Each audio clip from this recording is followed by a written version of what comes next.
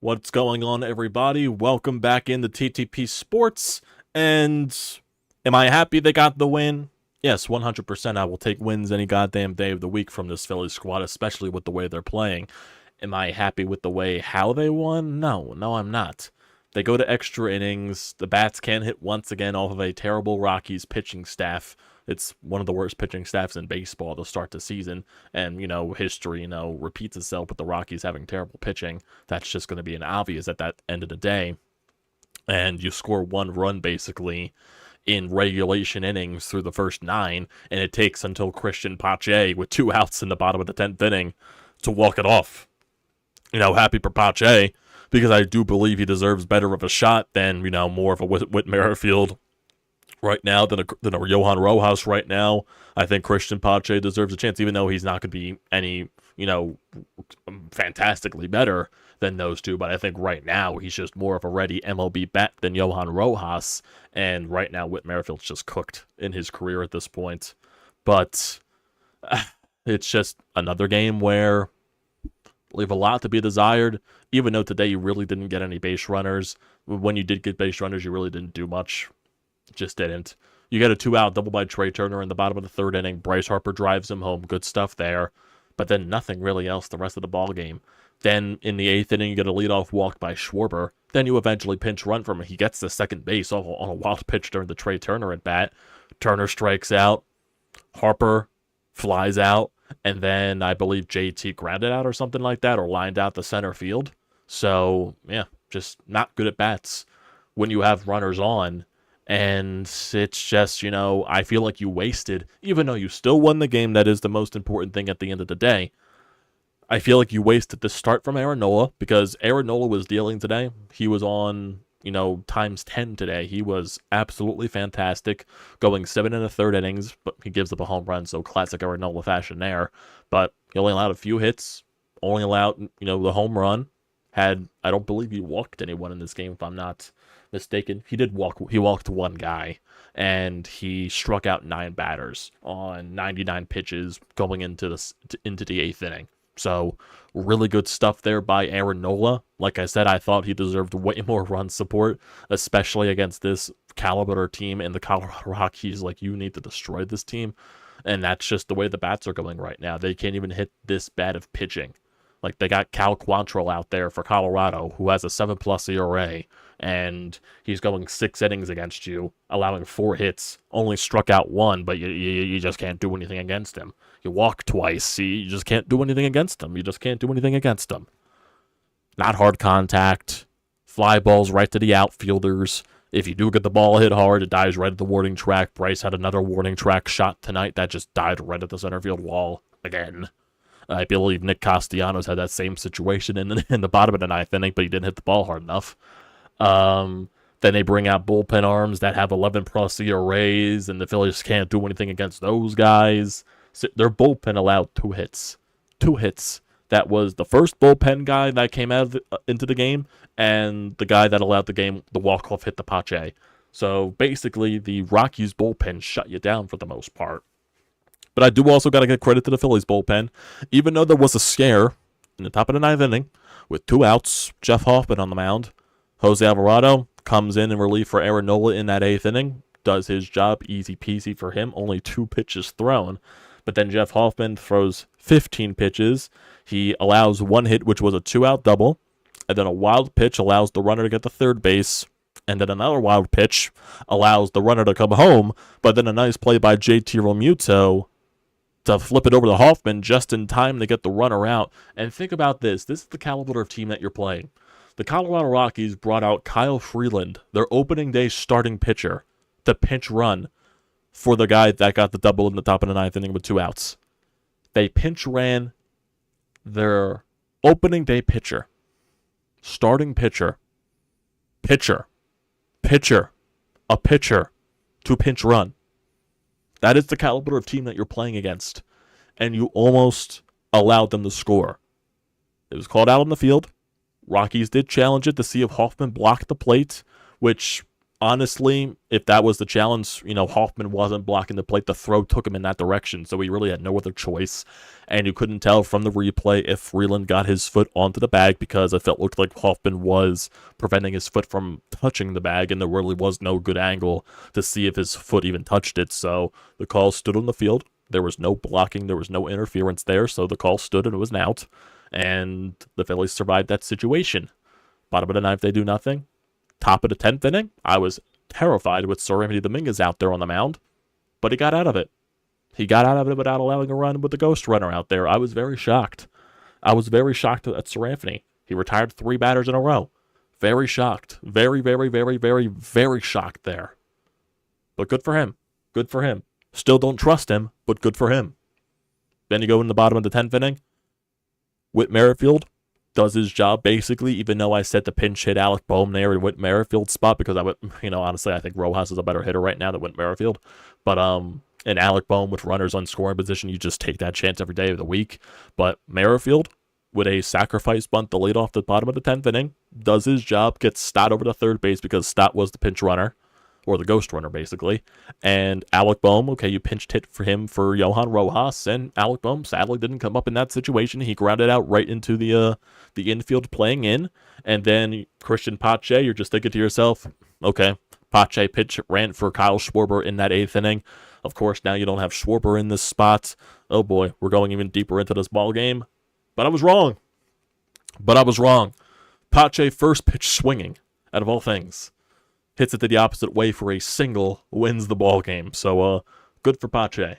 Good for Pache. But I'm still very frustrated with this team. Very frustrated. You should not be only scoring 2 runs to this caliber of pitching that the Rockies have. It's just unacceptable in my honest opinion. Aaron Nola pitched his balls off tonight. Granted, he's also pitching against the Colorado Rockies, but still, he pitched very good tonight. Good enough to deserve a win in this game, and he did not get decided with the win. So Serenity Dominguez got recorded with the win. And it took you until the bottom of the 10th inning to beat the goddamn Rockies. That just can't happen. That just can't happen. But you got the win. That is the most important thing. I'm happy you got the win. I'm not satisfied with the way that you got the win because, once again, the offense just looks bad. Just looks bad. You only got 6 hits in this game. Offensively today, Kyle Schwarber went over 3 with a walk. Trey Turner had a double in this game. He went 1 for 4. Bryce Harper with an RBI single and also a walk. JT Realmuto with a single. Brandon Marsh went 0 for 4. His average is starting to drop now. It's down to 288, it looks like. So he's starting to come a little bit back down to earth. Nick Castellanos 0 for 4. Surprise, surprise. Bryson Stott 2 for 3 with 2 bloop singles. One a bloop single and then one a chopper up the left field line. That really in no man's territory there. And then Whit Merrifield 0 for 3, surprise, surprise. And then Johan Rojas 0 for 3, surprise, surprise. And then Alec Bohm went 0 for 1 in his pinch hit opportunity. Phillies went 2 for 7 with runners in scoring position. They left 7 runners on base. 7 runners on base. Pitching-wise, Aaron Nola, like I said, was really good today. 7 1/3 innings, 1 earned run, 9 strikeouts. Great stuff there from Knowles. And then the rest of the bullpen did their job from there. I just need better, man. I just need better. I need way better of a performance from your offense, especially with the caliber of competition that you're going up in these next 2 series. Well, this series included with the next series upcoming this weekend against Chicago. You're playing 2 of the worst teams in baseball, 2 probably of the worst pitching staffs in baseball, and tonight your offense showed once again that it's just trying way too much at the plate. Trying way too much. And one of my buddies in our Discord chat described it perfectly. He said that what was it? Because I was bringing up basically that, in the game, in my feels and very frustrated, they just completely forgot how to hit, and one of my buddies said they overreacted, or they overcorrected everything in the offseason, basically reacting to what happened in the NLCS last year in that collapse. In an effort to stop chasing, they forgot how to be aggressive in the strike zone, and then they started chasing again. So when they stopped being aggressive, or they just forgot how to be aggressive in the strike zone, and plus on top of that, when you're not trying to chase pitches, you start second guessing to yourself, and when you're missing pitches down the middle of the strike zone, it forces you to chase and it forces you to protect, and that's what happens. It forces you to swing and miss at some bad pitches, and that's what this team is doing right now. And also, he went on to say that the numbers back up the chasing thing too. It was down the first 2 weeks of the season. Now it's back to about where it was. They're still trying to find a middle ground. And he also says, call me naive, but I refuse to believe this offense will be bad all year. They're just too talented. So the more wins they can bank while they're bad, the better. Yeah, I do agree with that notion as well. I do believe that they're way too talented to be this bad offensively the entire season. And like I said many times, like my reaction right now, it's not the outlook on what the entire season will be. I just don't believe that at all. I just don't. And yeah, it is important to bank the wins right now just because it will feel good once you eventually start getting the offense going. That would be very much of a help there. If that were the case, if you find a way to bank some wins, especially against these bad teams, that once your offense finally starts clicking, you can just go off and get more wins on top of the wins you banked. But right now, it just needs to happen. It just needs to happen. And I'm not seeing anything right now with this team that's making me confident. But I do think it'll eventually happen. I just don't know when. The pitching has been really good, though. They have their games when they, don't pitch good.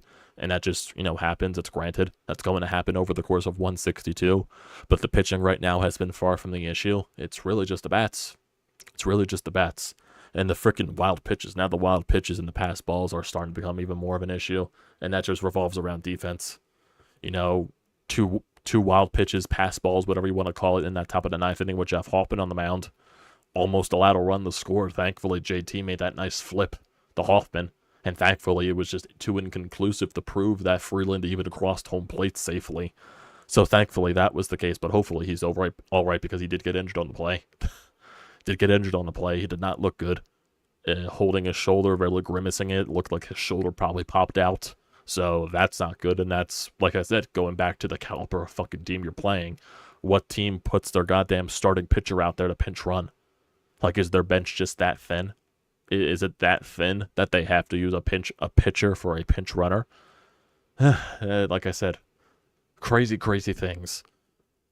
And also, just what adds to my freaking demeanor right now is that while I'm there in person at the Phillies game, because I was there again, like I said many times, I'm splitting season tickets with my cousin, and during this entire process of the game with me and my father, we're also flipping back and forth on our phones, just constantly updating the NHL app for like that, because the Flyers technically still could get into the playoffs if these things were to go right.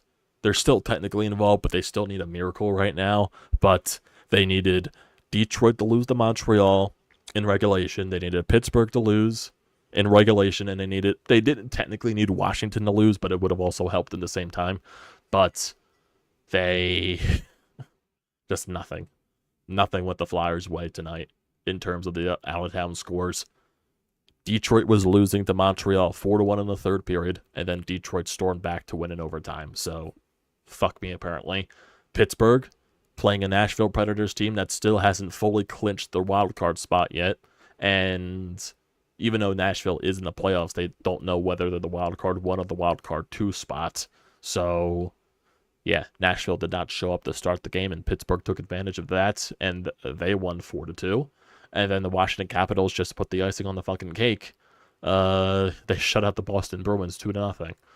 Boston barely registered any shots during that game. So, yeah, like I said, fuck me, apparently. And when you rely on the hockey gods, they tend to punch you in the fucking dick. That's basically what happens. And even though, I'm more mad at the Flyers than anything for their freaking 8-game losing streak. But it's just, why can't things go right? It's just added to my misery. Flyers play the Capitals tomorrow. That'll be the final game of the season. If the Flyers do win, they still need Detroit to lose to Montreal tomorrow, and they need Pittsburgh to lose to the Islanders on Thursday. So basically, they just need a miracle at the end of the day. If they win, But if Detroit wins, Detroit makes the playoffs. If they win but Detroit loses and Pittsburgh wins, Pittsburgh makes the playoffs. So it's just a cesspool of misery right now. Just is. Nothing fun right now. But hopefully there will be some fun times. We do got Sixers basketball coming up. Playoffs. Playing round starts on Wednesday against the Miami Heat, so that should be fun, hopefully. Hopefully, I say hopefully, because we all know the misery that is Sixers playoff basketball. Hopefully it's different this year, but, you know, I'm holding that to a T because, like I said, I don't have full faith in them. That's just the way I'm thinking right now. I hate thinking like this, but that's just my mindset. It just is. I hate that. I hate that I'm thinking like this. I really do. But I just can't stop thinking like this. And we do have a voicemail here, getting back to the Phillies. We do have a voicemail here on the Anytime Hotline, so we might as well get to that before we get to you guys here on the live feed. There was also a scare during the celebration after Pache's hit. Apparently, Johan Rojas looked like he was grimacing something during the celebration, but then he said in his post-game interview he's fine. So we'll see how that reflects in the lineup tomorrow. So we're just going to wait and see there. But let's get to the voicemail Anytime Hotline here. Let's get to Sean. Let's see what he has to say. What do you got, Sean? Well, they won. They did. Not a game you jump for joy at with what's been going on, but you take it. My first thought is, once again, I hate to see a solid performance by a starting pitcher go to waste. I mean, Aaron Nola pitched his ass off. He deserved a better fate. I mean, you give up one run to the Colorado Rockies, you should cruise to a W. But once again, this offense just can't hit off a damn tee right now. I'm happy for Christian Pache. You know, he's not a world beater, but he is a guy that I think should be getting more consideration for at-bats. I agree. I mean, Lord knows he's got to be better than Whit Merrifield and probably better than Rojas at the plate. Maybe even better than Castellanos at this point. You may want to think about giving him some play in right field. But this team really needs to figure it out offensively. This is coma-inducing to watch on a nightly basis. And if you can't hit the Colorado Rockies pitching at home, you got some major, major deficiencies going on. I agree. I agree there, Sean. I would agree 100% with what you say. Yeah, give Pache a shot. Why not? I think he deserves it. I think he hasn't been giving it much consideration in starting this year over Rojas and Whit Merrifield. I understand Merrifield's a veteran. He's been around the league, been around the horse. Merrifield's not. And I praised the Merrifield signing. I did. But what I'm looking at from Merrifield specifically in the games that he has played in, he just doesn't look good. He looks washed. He just looks like, you know, his time has come in this league. And yes, he does understand where he's at in his career, and he also did state that he's trying to adjust to his new, basically, role with this team, not being an everyday player, because he was an everyday player still last year, I believe, with the Blue Jays. Or I believe they played him more against lefties than righties. So we'll just have to wait and see. But like I said, I agree with Sean. I still believe Pache deserves more consideration over guys like Merrifield right now and Rojas. But we'll see. We'll see what Rob does. Rob sticks to his guns. Rob sticks to believing in his guys. So we'll just see what happens there. But I don't think there's anything else revolving around tonight's game. If you're looking for tomorrow's game, you're going to have, let's see, I believe it'll be Ranger on the mound tomorrow, if I'm not mistaken. Tomorrow, same exact time. Yep, it'll be Ranger Suarez on the mound going up against Austin Gomber. He is a left-handed pitcher. He is 0-0 with a 4.91 ERA. In his first 3 starts of the season, his first start was against the Arizona Diamondbacks. He went 4 2/3, 6 hits, 4 earned runs, 2 home runs allowed, 3 strikeouts. Then he played against the Tampa Bay Rays. He went 4 innings, 2 earned runs, 4 hits, 7 strikeouts, 3 walks. And then he went 6 innings against the Arizona Diamondbacks again. 6 hits, 2 earned runs, 1 homer, 4 strikeouts. A guy that you can hit off of. That's basically it. 30-year-old. He's a Rockies pitcher. You should be able to hit off of him. Should be able to. On the other side, Ranger Suarez. He was excellent in his last start was fully excellent in his last start against the Pittsburgh Pirates. That was the Thursday game that you won, the first game of that 4-game set where you went 6 innings, struck out 8, only allowed 2 hits, and walked 2. Excellent. He was absolutely excellent in that game. And looking at the rest of this series, you have 2 more games left in this series. Tomorrow, like I said, again with Ranger on the mound. And then you're going to have Wednesday, 6:05, Christopher Sanchez going up against Ryan Feltner. He is 1-1 with a 3.38 ERA. And then you'll finally have an off day. That'll be Thursday before you start the series against the Chicago White Sox. And we'll get to that when we get to that. But you got to win these games. Got to win these games. It's the bottom line there. Bottom line, you got to win these games. Can't say any more than that. So before we end it off here, I'll get to you guys here in the live feed. I see a couple of you in here. Star Wars, how are you doing? Yep, bats are still cold. Bats are still cold. And yeah, Nola was good. Nola was very good today. Deserved the win. But sometimes the baseball gods don't reward you there. This offense is garbage. From Corey. Austin, today was a warm air day too. Not much chance for hang time in near future. Gotta wake these bats out of their coma. I agree. I completely agree. It was a very nice day. It's been nice the past couple of days. Just wish the offense was, making it worthwhile. It just isn't. The 2024 White Sox might be the worst team in the last 10 years. Yeah. Can't lose that game, I agree. That Heat Sixers playing game on Wednesday is going to give me an ulcer. Yeah, I agree. They can't lose that game either. It's going to be a tough game because, Eric Spoelstra, playoff Miami Heat, playoff Jimmy Butler. That's going to be a very tough out because of the way, even though Miami, they can limp basically through the regular season and they just turn it up 10 notches once they get into the playoffs just because that's the way the Miami Heat are in Heat culture and everything like that. Eric Spoelstra, one of the best coaches in the NBA. It's going to be a tough one. It's going to be definitely a very good coaching matchup with Nick Nurse and Eric Spoelstra. Joel Embiid, how much of a percentage healthy-wise is he going to be? Because, they didn't play him in the last game against the Nets. And we all saw what happened in the previous game with the way he awkwardly landed on his leg and limped out into the locker room. Even though he did finish the game, it's still a cause for concern just because you don't trust this Sixers training staff with any type of medical news. That's just the way it's been for so long at this point. Basically ever since Joel Embiid was drafted to this team.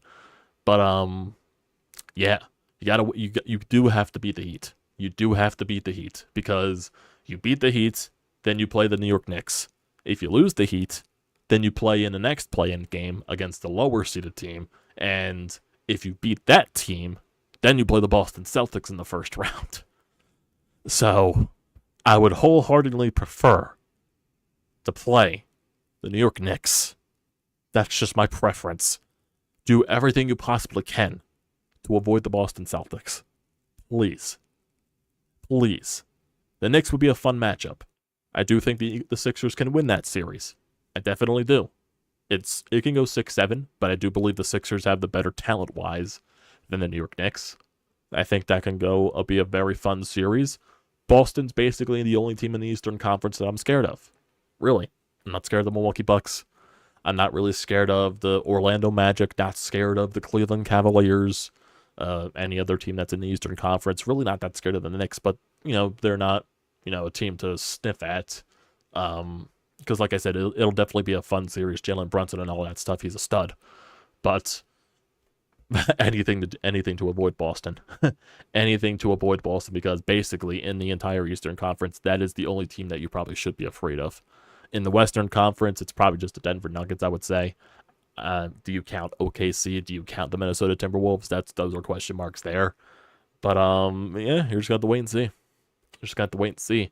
It'll definitely be an interesting time. I'm not sure what I'm going to do in terms of that. There'll definitely be a recap, but I'm not sure if I'm going to live stream it or not. Watch party or something like that, because I do believe one of my buddies might come over and watch that game. So we're just going to have to play it by ear. But yeah, just got to wait and see there. But in terms of the next few days, specifically tomorrow, I'll be at the final Flyers home game there. Well, final Flyers game of the season tomorrow, so I won't be able to watch the Phillies per se. I'll probably be able to scoreboard watch them, but that's basically it from that. So in terms of recap, I'll probably still do a Phillies recap, just depending on what happens with the Flyers. Yeah, we'll wait and see. You'll see stuff pop up in your subscription feed that Wednesday. It'll probably be Sixers priority over Phillies, but we'll just wait and see for that too. Look, it'll still probably be Sixers priority just because it's Sixers playoffs and all that stuff over, game what will it be, game 18, game 19 or something for the Phillies. But yeah, definitely will be very interesting. Seth says, I can't remember the Sixers ever beating the Celtics in the playoffs. Yeah, neither do I. Neither do I. Have the Sixers ever beat the Celtics in the playoffs in their history? Have the Sixers ever beat the Celtics? I need to see this. Sixers versus Celtics playoff record. I need to see this. That's just the season. Okay, postseason results. Boston is 66-50 against the Sixers all time. I'm not sure if that. I'm sure that's just game totals, not series totals. Have the Sixers ever beat the Celtics in a playoff series? Let me see. Ever beat the Celtics in the playoffs? Let me see.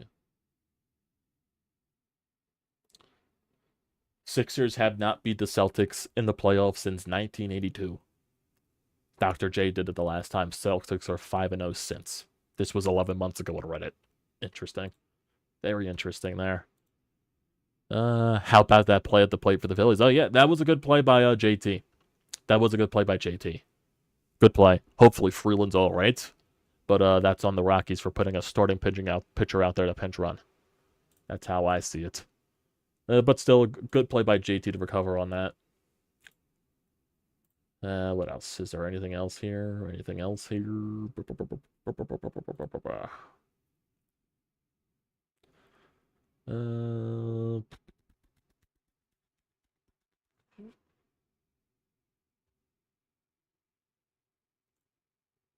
Don't think there's anything else here on here. If you're Flyers people that are in here that want to know the Flyers scenario for tomorrow and how everything has to go right for them. So this is how it needs to work. This is from Frank Saravalli. Flyers, they need to win in regulation tomorrow against the Capitals. And they need the Red Wings to lose in regulation to Montreal. And they need the Pens to lose in regulation to the Islanders. Anything but a regulation win for the Flyers equals elimination. So say if the Flyers were to beat the Capitals in overtime, they would be eliminated.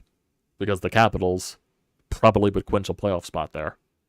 If I'm not mistaken. Here we go. Two things to add to the craziness. This is from Frank Saravalli as well.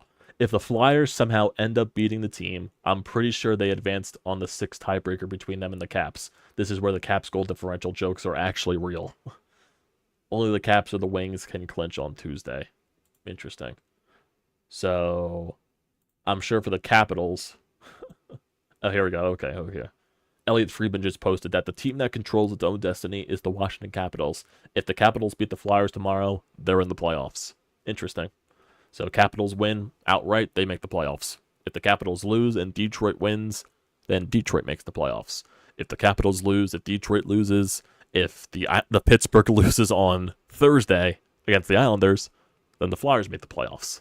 Interesting. Very interesting stuff. It's going to be a lot of pain and misery tomorrow. I'm sure of it. I'm very sure of it. So that'll do it for tonight, everybody. It lingered on a little bit longer than usual, but, that's how we always get distracted here. I appreciate you guys for always joining these streams as always. So don't forget to leave a comment in the comment section down below. Don't forget to drop a like. Don't forget to hit that subscribe button. It does me a great deal of service. Also use the code TTPSPORTS, $20 off your first purchase at SEATGEEK. Great deal. Do not pass it up. Thanks, guys, for joining tonight. Tomorrow, like I said, it'll be basically deciding between Phillies and Flyers. It'll most likely be Phillies, just depending on how everything goes. So I'm not sure it'll be a stream. It'll probably just be a recording, depending on when I get back from the Flyers game. So you'll see it in your subscription feed. It'll pop up, and then yeah. So stay tuned for that, everybody. I'll see you.